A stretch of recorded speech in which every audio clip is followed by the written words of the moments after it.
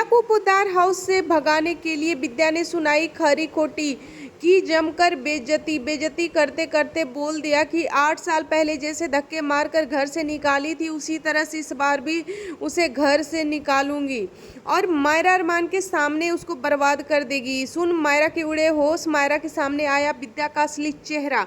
मायरा चिल्लाई तेज से। जी हाँ दोस्तों, सीरियल का अपकमिंग ट्रैक काफी ज्यादा धमाकेदार होने वाले हैं, जहाँ पर एक और असल देख लेगी विद्या, और विद्या जैसे ही देखेगी तो उसे लगेगा कि कहीं ऐसा ना हो जाए अभीरा फिर से मायरा को अरमान का दिल जीत ले और फिर से इस घर में वापस आ जाए। अगर वह घर में वापस आती है तो उसका प्लान जो है वह पूरी तरह से फ्लॉप हो जाएगा और वह पूरी तरह से एक्सपोज हो जाएगी। यहाँ पर विद्या तुरंत अभीरा का हाथ पकड़ती है और पकड़ कर के साइड में ले जाती है और कहती है कि तुम आखिर चाहती क्या हो? हमारी मायरा तुम्हारी वजह से इतने ऐसे सफ़र कर रही है, तुम आखिर क्या चाहती हो? इस घर में क्यों नहीं चली जाती हो? तुम का ख्याल हर कोई रख लेगा, तुम यहाँ से चली जाओ, बस हम किसी तरह से मैनेज कर लेंगे। इस तरह से चीखती चिल्लाती हुई नजर आएगी विद्या।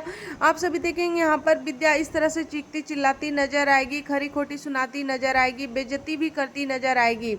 कितनी बेशरम हो, इतना लोग तुम्हें पसंद नहीं करते, यहाँ पर तुम्हें देखना नहीं चाहते कहते हो, लेकिन तुम यहीं पर पड़ी हो, कितनी बेशर्मी है। इस तरह से बहुत घटिया घटिया शब्द सुनाती नजर आएगी।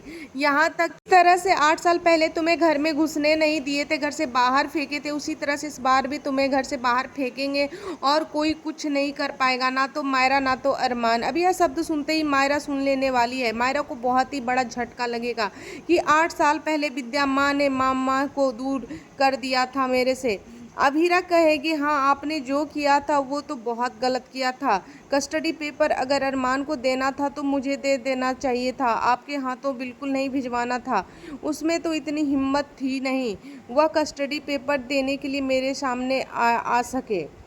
सारी चीज़ें मायरा को बहुत बड़ा झटका लगेगा और यहाँ तक विद्या बेइज्जती पे बेइज्जती करते आएगी। मायरा जो है खूब तेज से चिल्लाएगी और कहेगी बस दादी बस, आपने 8 साल पहले मेरी मम्मा को मेरे से अलग कर दिया था, अब और नहीं।